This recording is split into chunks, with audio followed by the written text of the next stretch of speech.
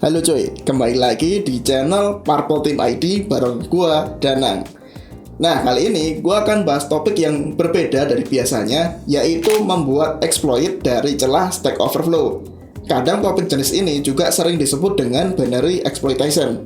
Yang belum tahu apa itu exploit, singkatnya kalian pasti pernah nonton film-film hacker, ada scene ngetik-ngetik sesuatu, terus tahu-tahu dapat akses sistem. Di sini gua akan jelasin prosesnya seperti apa. Yang mana hal tersebut bukanlah magic, tetapi akan masuk akal selama kalian tahu prosesnya seperti apa. Sekedar informasi, kemampuan membuat exploit biasanya wajib dikuasai oleh hacker profesional. Selain itu, skill ini juga sering dipakai untuk kompetisi hacking seperti CTF, Pawn to Own, hingga bug bounty program. Jadi, tunggu apa lagi? Tonton videonya sampai habis. Oh ya, sebelum mulai, jangan lupa untuk subscribe channel ini dan bunyikan loncengnya agar kalian tidak ketinggalan video terbaru selanjutnya. Video ini disponsori oleh PT Kode Keamanan Indonesia. Bagi kalian yang tertarik belajar cybersecurity tingkat lanjut, bisa banget ikut kursus Xcode Training. Selain belajar simulasi serangan, kalian juga akan belajar memperkuat postur keamanan loh. Link pendaftaran udah gua taruh di deskripsi. Materi yang akan gue bahas ditujukan untuk edukasi dan sangat bermanfaat untuk kalian yang ingin jadi ethical hacker. Melakukan hacking di sistem orang lain tanpa izin adalah ilegal. Jadi mulailah belajar beretika dari sekarang. Karena penonton di sini ada yang udah jago dan ada yang belum, jadi gue mulai bahas dari basicnya dulu cuy, tentang apa itu exploit dan shellcode. Exploit adalah software yang memanfaatkan celah keamanan dari software tertentu yang memungkinkan hacker untuk mengambil alih sistem tergantung dari shellcode apa yang dipergunakan. Shellcode ini merupakan data yang berisi instruksi tertentu yang dimengerti oleh mesin. Sejauh ini jenis shellcode ada banyak, dari shellcode yang memberi akses mesin target hingga shellcode yang bisa mengambil alih webcam, dan tentunya masih banyak lagi jenisnya. Untuk membuat exploit sebenarnya ada banyak metodenya sih. Namun di video ini gua akan buatin metode yang sangat sederhana agar bisa dipahami oleh kalian yang baru kenal exploit. Step pertama, melakukan software reverse engineering atau teknik fuzzing. Software reverse engineering merupakan proses memahami cara kerja dari suatu program dengan melihat source code-nya. Atau kalau nggak punya akses source code-nya, ya bisa dengan membaca instruksi assembly, itu pun jika kalian bisa. Kalau belum menguasai bahasa pemrograman assembly, ada sih alternatif lain yang bisa membantu kalian menemukan celah keamanan, yaitu dengan teknik fuzzing. Teknik ini biasanya menginputkan data tertentu yang memungkinkan program mengalami crash atau tidak berjalan semestinya. Dari crash tersebut, kita bisa menginvestigasi apakah celah crash tersebut bisa dieksploitasi untuk mendapatkan akses sistem atau tidak. Step kedua adalah melakukan identifikasi dan analisa celah keamanan dengan proses yang disebut debugging. Dari temuan di step pertama, entah menggunakan proses software reverse engineering ataupun fuzzing, kita bisa melihat apakah itu celah buffer overflow, race condition, memory leak, atau jenis celah lainnya. Turunan dari buffer overflow, ada stack based overflow dan ada heap based overflow. Nah, kita akan fokus bahas stack overflow ya di video ini. Detail stack overflow itu apa, gue akan jelasin nanti. Step ketiga adalah membuat script atau program untuk mengeksploitasi celah dari informasi yang didapatkan dari step kedua. Nah, itu aja sih cuy. Berhubung kalian udah tahu metodologinya, selanjutnya kita harus siapin dulu lab untuk membuat exploit.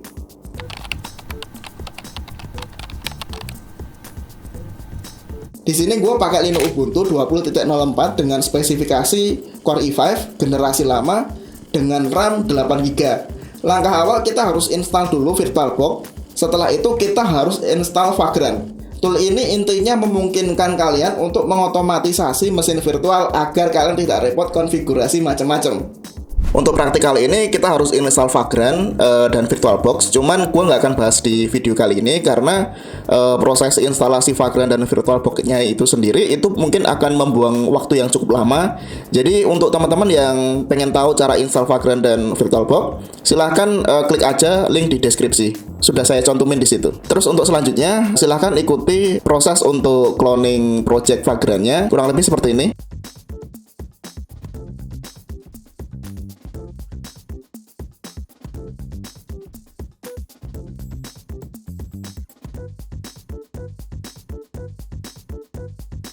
Kurang lebih seperti itu aja sih cara untuk cloning projectnya. Teman-teman kalau belum terbiasa dengan Vagrant, mungkin gua tunjukin sekilas cara penggunaannya. Bisa teman-teman lihat. Di sini gua ada 2 terminal ya. Jadi fokus aja yang terminal yang di atas. Untuk pengen tahu opsi apa aja sih di Vagrant, di sini ketik aja Vagrant spasi help. Jadi nanti akan muncul banyak dokumentasi cara penggunaan Vagrant. Cuman jangan terlalu dipikirin sampai pusing ya. Jadi kita pakai beberapa opsi aja sih yang akan dipakai. Yang biasanya sih yang akan dipakai adalah perintah up yang tadi kita udah jalanin. Kemudian suspend kalau teman-teman ingin mematikan tapi pengen menyimpan state-nya juga, biar nanti bondingnya nggak kelamaan lah. Kemudian status itu untuk pengen tahu Vagrant kita itu VM-nya itu dalam kondisi up apa mati gitu kan. Ya intinya sih biar tahu statusnya aja. Kemudian untuk perintah yang lain itu ada SSH. Jadi untuk SSH ini agar teman-teman tuh bisa masuk shell dari VM. Nah untuk perintah destroy ini biasanya dipakai untuk ketika teman-teman mungkin udah nggak butuh lagi VM-nya, ya silahkan di destroy. Cuman untuk di Purple Team kita akan pakai VM itu secara terus menerus. Kalau teman-teman senang dengan topik exploit development atau binary exploitation, kemungkinan kita akan pakai VM itu terus. Jadi teman-teman jangan hapus ya kalau misalkan masih pengen ngikutin. Kurang lebih itu aja sih perintah basic dari Vagrant. Oke, Vagrant udah siap, VirtualBox juga udah siap. Selanjutnya kita bisa masuk ke shell dari VM yang akan kita gunakan. Di sini gue nyedain ada 2 terminal. Terminal yang pertama itu ada di atas. Jadi kita sebut terminal 1. Itu nanti kita akan pakai untuk debugging. Jadi makanya di sini size-nya gue gedein biar teman-teman bisa enak bacanya. Kemudian untuk terminal yang kedua itu ada di sisi bawah. Nanti kita bisa pakai terminal 2 untuk proses fuzzing. Jadi kurang lebih kita pakai 2 terminal ya, biar nanti teman-teman nggak bingung aja sih. Ini kenapa sih pindah-pindah tools kayak gitu kan? Jadi makanya di sini gue nyediain 2 terminal. Silahkan dari 2 terminal ini kita masuk aja ke shell-nya. Kurang lebih dengan perintah ini.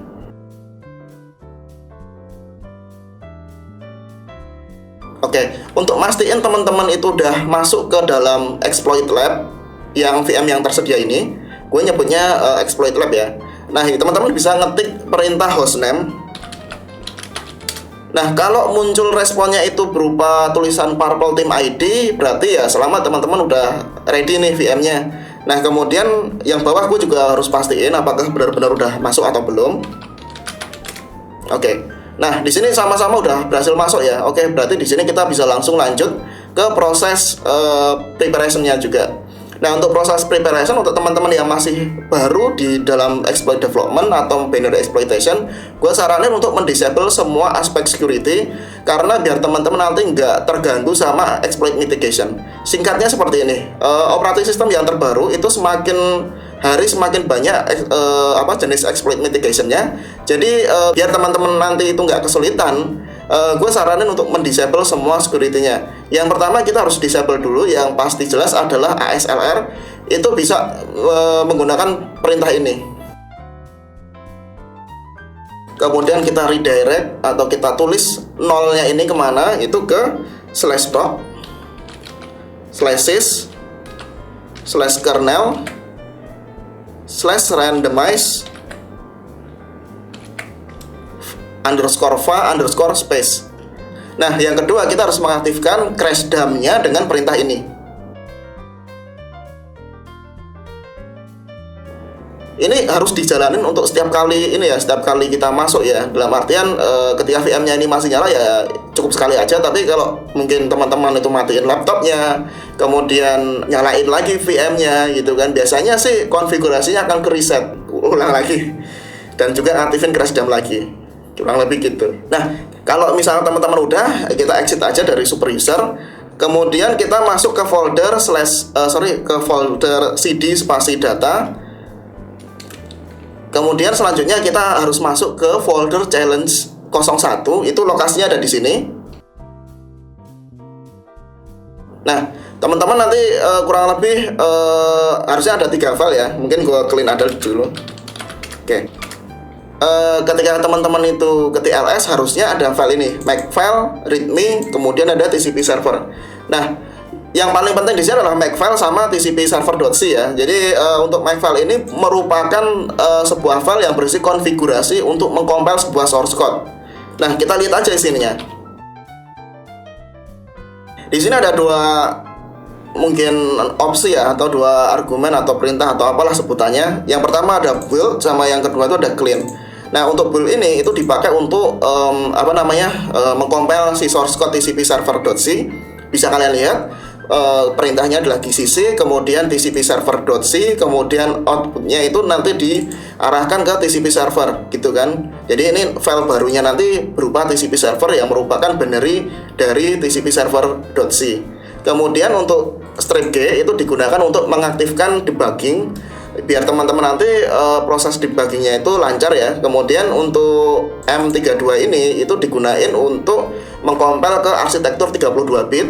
Dan sisanya yang ini ke bawah itu untuk mendisable security protection juga. Nah, karena penonton di sini itu ada yang udah jago dan ada yang belum, jadi untuk argumen yang gua blok ini yang berwarna merah itu singkatnya untuk mendisable security protection. Nah, untuk detailnya mungkin nggak bisa gua bahas di sini karena lagi durasi gitu kan. Jadi nanti kita akan bahas di pertemuan selanjutnya. Nah, kalau teman-teman senang bahas exploit development ya tulis aja nih di kolom komentar, nanti gua pasti akan bikin banyak model-model begini. Untuk yang di terminal di bawah, gue juga harus masuk ke folder challenge 01 juga. Di sini kita udah masuk ini dua-duanya, dari terminal yang pertama sama terminal yang kedua. Itu udah masing-masing udah masuk ke folder challenge 01. Nah, selanjutnya apa? Selanjutnya adalah kita harus mempelajari cara kerja dari software yang vulnerable itu. Nah, step paling awal kita harus compile dulu source code-nya. Kemudian setelah berhasil dikompil itu harusnya ada file baru namanya tcp server yang berwarna hijau ini. Nah, kemudian kita harus pelajari dulu nih apa cara kerja dari aplikasi ini. Ya simpel aja sih teman-teman, bisa nyoba-nyoba. Kemudian kita coba dengan nc 127.0.0.1. Nah, 127.0.0.1 itu merupakan IP lokal dari VM ini. Nah, kemudian untuk portnya 1213, itu port apa? Yaitu port yang memang sudah diprogram ke dalam TCP server.c untuk membuka port. Jadi singkatnya adalah TCP server ini dia ketika dijalankan dia akan membuka port 1213. Dan apa yang terjadi kalau kita connect ya kita coba aja sih.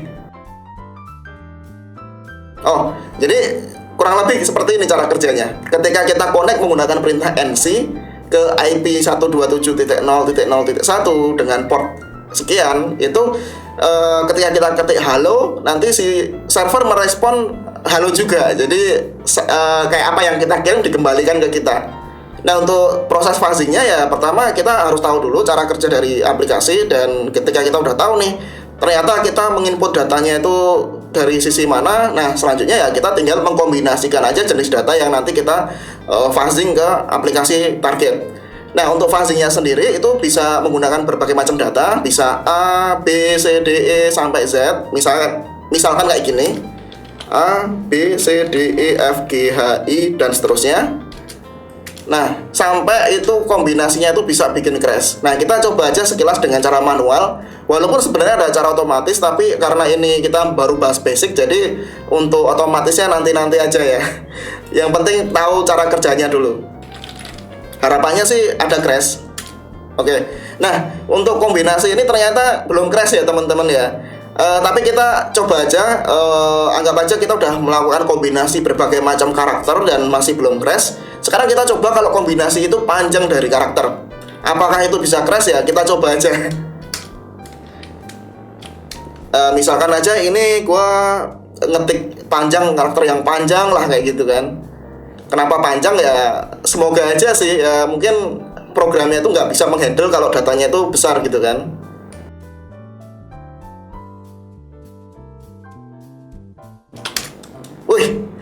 ternyata ini ya segmentation fault ya. Teman-teman kalau misalkan menemukan segmentation fault itu biasanya merupakan sebuah pesan error yang mengindikasikan adalah program itu tidak berjalan secara semestinya. Ternyata kalau kita coba dengan huruf A yang sebanyak mungkin ya kan, ini kayak coba kalau kita pakai huruf B ya, apakah sama apa enggak? Nah kita coba ya. Oh ya benar. Berarti analogi sederhananya adalah ketika itu kita mengirimkan data yang melebihi dari ekspektasi si program. Mungkin ekspektasi program itu sekian karakter, tapi kita bisa mengirimkan melebihi dari karakter yang udah ditentuin dari si programmernya. Nah di situ si program belum tahu cara menghandlenya, akhirnya terjadi crash. Untuk crashnya ini itu bagi hacker itu merupakan sebuah jackpot, karena kita bisa mungkin memanfaatkan crashnya ini, siapa tahu itu bisa memungkinkan kita untuk men-take over sebuah software yang bercelah itu. Kita harus tahu dulu errornya ini kenapa dengan melihat perintah ls. Nah di sini ada file baru yang bernama core. Jadi core ini merupakan sebuah file yang tergenerate yang merekam kenapa errornya itu bisa terjadi atau crashnya itu bisa terjadi. Jadi untuk melihatnya kita bisa menggunakan perintah gdb, kemudian tcp server, kemudian kita tambahkan core di sini.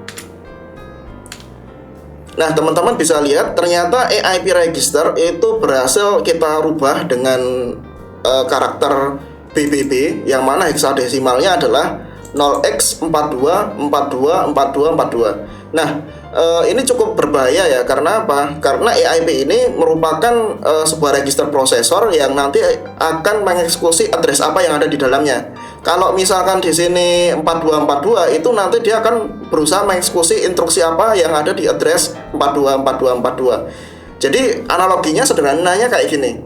Ketika program itu terinstall ke dalam sebuah storage, entah itu hard disk atau mungkin SSD ya, SD storage ya, ataupun storage media lain, itu ketika nanti dieksekusi oleh program, entah itu bentuknya game atau apa, pasti dia akan disimpan dulu ke dalam sebuah RAM, ya kan?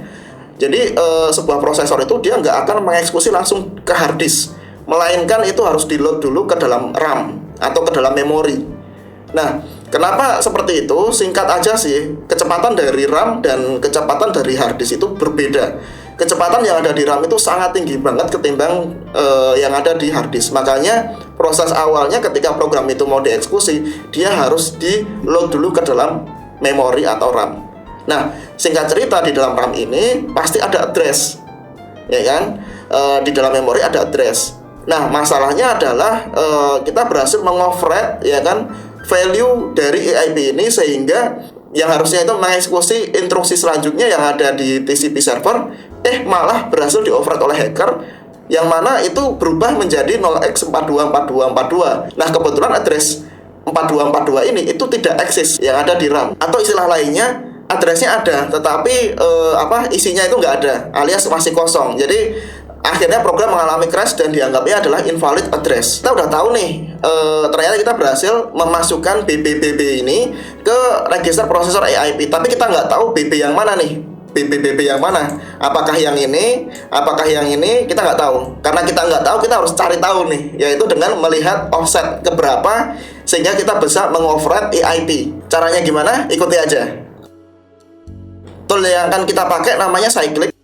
Ketik aja di perintah ini cyclic, kemudian panjangnya adalah 2000 karakter. Kenapa 2000 karakter? Karena ini untuk mengenerate sebuah payload yang unik.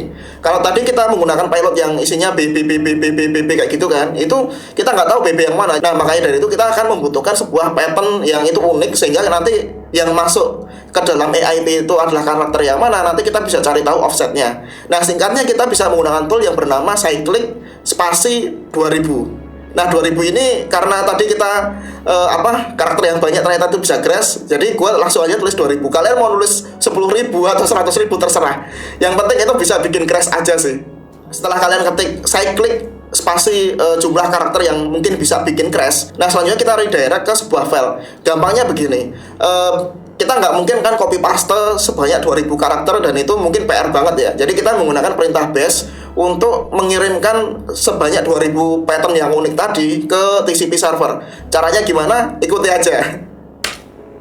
Oke, kita udah generate kombinasi sebanyak 2000 karakter. Kalau kalian penasaran isinya apa, di sini gue kasih lihat aja ya. Nah, bisa teman-teman lihat di sini ada banyak karakter yang unik ya kan? Nggak cuman BB doang, tapi ada kombinasi yang banyak. Nah, di sini kita bisa langsung untuk mengirimkan pilot ini ke si target ya. Untuk mengirimkannya seperti biasa, jalanin dulu TCP servernya. Nah, kemudian kita menggunakan perintah NC kayak tadi. Cuma bedanya adalah kita harus memasukkan filenya ini, si pattern ini, untuk dikirim sama si NC. Oke, berhasil crash. Sekarang kita harus cari tahu offset keberapa yang mengoverride ke EIP.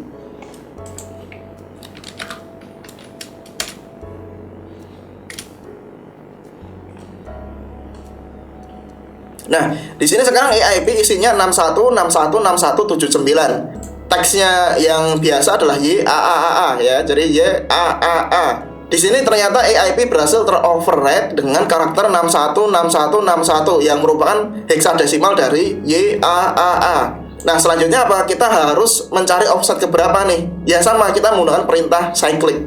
Kita copy aja addressnya, kemudian di terminal di bawah kita menggunakan cyclic, kemudian strip L, kemudian kita paste aja di sini. Hasilnya, oh ternyata ada 96 karakter, ya kan?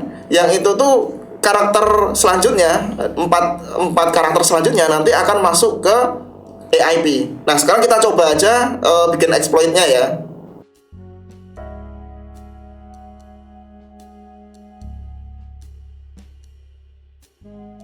Oke, nah di sini gue jelasin dulu script yang gue tulis. Yang pertama kita harus import dulu Pawan Tools Library. Kemudian yang seterusnya kita berusaha connect ke TCP server.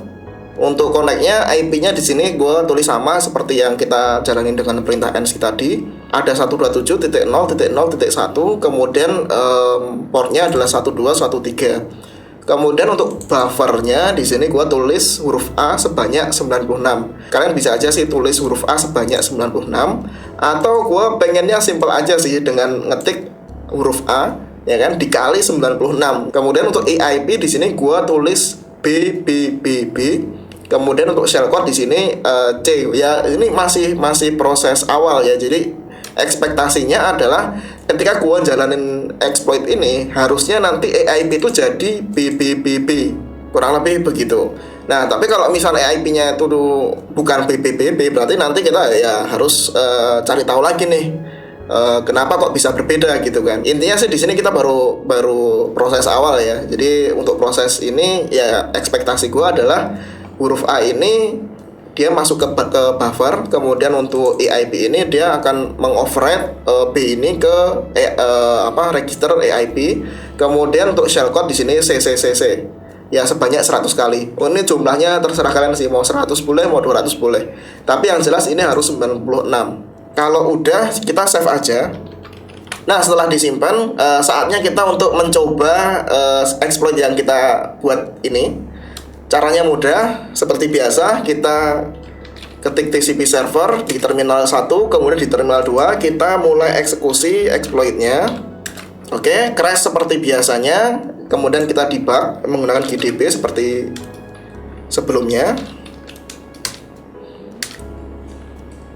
Oke, bener kan? Di sini ternyata masuk ya BBBB-nya itu ke dalam register EIP.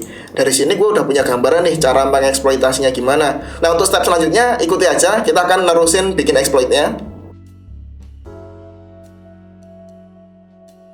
Nah, di sini gue bikin variabel baru namanya nope. Nope itu adalah no operation, yang mana ekspektasi gue itu adalah kita harus memberikan padding atau jeda sebelum shellcode itu berada. Jadi nope itu ya biasa no operation, jadi nggak ngapa-ngapain. Jadi biar istilahnya tuh ancang-ancang dulu lah sebelum ini ya. Nope ini kalian bisa menuliskan secara hardcore dengan cara begini, tanda kutip ya kan, kemudian backslash x 90, atau kalian bisa juga menggunakan library yang namanya Shellcraft. Nah, gue lebih seneng pakai Shellcraft kayak biar lebih rapi aja. Tinggal ketik aja kayak gini, ASM, kemudian Shellcraft, kemudian untuk Shellcode di sini gue tulis B B B B, kemudian untuk EIP ini dia akan mengoverride B ini ke EIP. Dari sini gue bikin variabel baru namanya nope. Nope itu adalah no operation, yang mana ekspektasi gue itu adalah kita harus memberikan padding atau jeda sebelum shellcode itu berada. Jadi biar istilahnya tuh ancang-ancang dulu lah sebelum ini ya. Tinggal ketik aja kayak gini, ASM, kemudian kemudian .knob ya kan, kemudian kita kali sebanyak mungkin 20 aja sih, nggak usah banyak-banyak, 30 juga oke lah, 30 juga oke lah. Nah untuk shellcode-nya gue tulis aja seperti biasa, gue pakai Shellcraft ya. Tapi untuk pilotnya yang mana mungkin kayaknya kita cek aja, gue nggak terlalu hafal. Ketik aja Shellcraft strip L, kemudian kita grab. Kita pengen dapetin shellnya, kita pakai pilot yang DAP-SH. Di sini ada macam-macam untuk AMD, kemudian i386, kemudian ada MIPS, kemudian ada TAM. Jadi untuk arsitektur yang kita pakai adalah karena ini 32 bit, jadi kita pakai yang i386 yang khusus Linux, kurang lebih begitu. Terus kita tambahkan knobnya di bagian sini. Oke, dan step terakhir adalah kita tambahkan r.interaktif. Ini tinggal satu aja, yaitu EIP. Kita harus arahkan register prosesor EIP ini ke lokasi di mana shellcode kita berada. Nah, untuk cari tahu nih address yang sesuai, yang bisa menunjuk shellcode kita gimana, kita bisa menggunakan perintah gdb. Jadi ini gua simpen dulu ya. Oke, kita pakai perintah gdb. Kemudian kita running dulu, kemudian Ctrl C untuk stopnya, kemudian kita bisa pakai perintah ASM, kemudian call ESP. Kenapa di sini gue ketik call ESP? Jadi call ESP ini merupakan instruksi untuk mengeksekusi apa yang ada di dalam stack memori. Untuk perintah ASM ini itu untuk mengkonvert dari call ESP menjadi bentuk heksadesimal yang bisa dipahami oleh manusia. Tentunya ini heksadesimal untuk bahasa mesin ya. Nah, kita search aja. Nah, di sini ada banyak call ESP ya. Jadi call ESP di sini ada macam-macam, dari di libc, ada juga ada di LD ya kan. Kita ambil salah satu aja. Misalkan gue ambil yang paling atas yang ini. Kemudian kita tambahkan ke exploit yang kita punya tadi. Nah, di bagian EIP kita hapus BB-nya dengan P32, pointer 32 bit. Kemudian kita paste. Kurang lebih hanya ini aja sih, nggak susah kan ya. Nah, kalau udah, kita langsung coba exploitnya jalan apa enggak. Seperti biasa, kita ketik titik garis miring, kemudian TCP server. Kemudian kita eksekusi Python-nya. Dan apa yang terjadi? Wih, berhasil. Kita udah berhasil bikin exploitnya. Jadi sesederhana itu aja teman-teman untuk bikin exploitnya. Karena ini masih basic, jadi ya kurang lebih seperti ini. Tantangannya adalah di operating system yang terbaru itu berbagai macam proteksi itu bermunculan. Jadi teman-teman untuk materi yang seperti ini itu untuk di operating system yang modern, saya pikir agak benar-benar sulit sih. Nah, tapi teman-teman bisa belajar satu persatu, dari mungkin mendalami proteksi ASLR, kemudian mendalami proteksi yang namanya no execute ya kan, atau NX ya kan, kemudian ada kalau di Windows itu data execution prevention ya kan, kemudian ada CFG dan macam-macam ya. Intinya sih proteksinya ada banyak ya, jadi mungkin belajarnya bertahap aja teman-teman. Kalau kalian senang dengan video yang seperti ini, jangan lupa tulis di kolom komentar ya, jangan lupa like juga. Nah, kalau teman-teman masih penasaran, gue tampilin nih full exploitnya seperti apa. Oke, mungkin perlu gue jelasin ulang lagi, mungkin teman-teman masih ada yang bingung.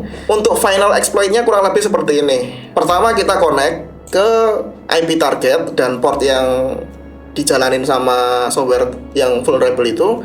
Kemudian untuk buff-nya di sini huruf A dikali 96, jadi huruf A sebanyak 96. Kemudian EIP di sini gua tulis P32, gunanya ini untuk mengkonvert dari teks ini menjadi little endian. Kemudian untuk little endian itu ya kalian browsing aja di internet. Kemudian untuk knob ya kan, di sini no operation merupakan instruksi assembly yang tidak ngapa-ngapain. Jadi gunanya apa untuk tidak ngapa-ngapain ya, agar tidak ngapa-ngapain dulu. Jadi biar nggak langsung buru-buru shellcode-nya di-execute, tapi ada jeda dulu ya kan.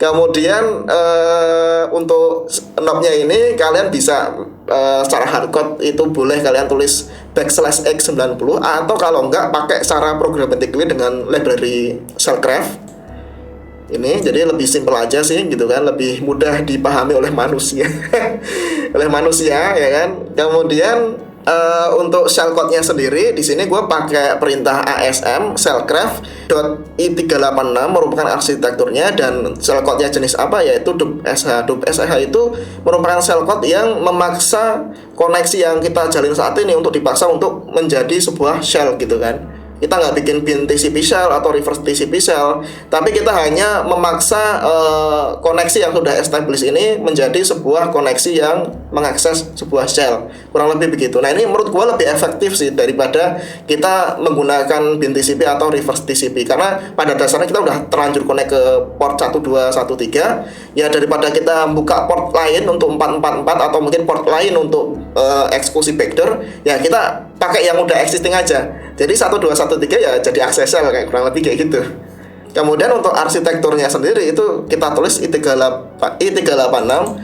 Kenapa di sini ditulis shellcraft? Jadi shellcraft ini masih bentuknya itu assembly ini ya, berupa teks assembly, masih source code ya. Jadi untuk sintak ASM ini itu digunakan untuk mengconvert dari source code assembly menjadi bentuk binary yang bisa dipahami oleh mesin, ya kayak dikompil secara langsung lah kayak gitu.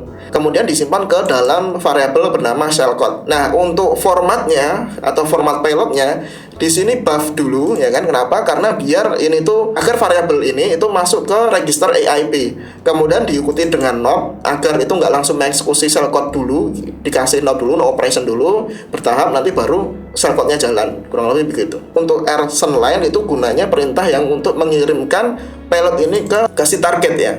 Kemudian r.interaktif ini itu untuk istilahnya untuk berkomunikasi secara interaktif ke mesin target. Karena mesin targetnya itu udah dieskalasi ke shell dari port 1213 yang tadi itu cuman TCP biasa, koneksi biasa, akhirnya itu dieskalasi jadi sebuah shell kayak gitu kan. Nah, makanya di sini akan switch ke mode interaktif sehingga kita bisa langsung akses shell-nya itu seperti apa.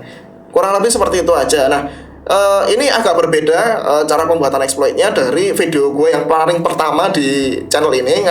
Kalau kalian mungkin udah nonton video gue yang pertama di channel ini, itu lebih ke secara tradisional ya bikinnya ya. Nah kalau ini gue menggunakan library yang biasanya library ini dipakai untuk teman-teman yang main CTF. Tapi kalau ditanya Mas Danang main CTF enggak. Gue jarang main CTF. Nah, gimana tuh videonya? Kalau kalian suka dengan topik exploit development, silahkan like video ini dan kasih feedback kalian di kolom komentar. Bye!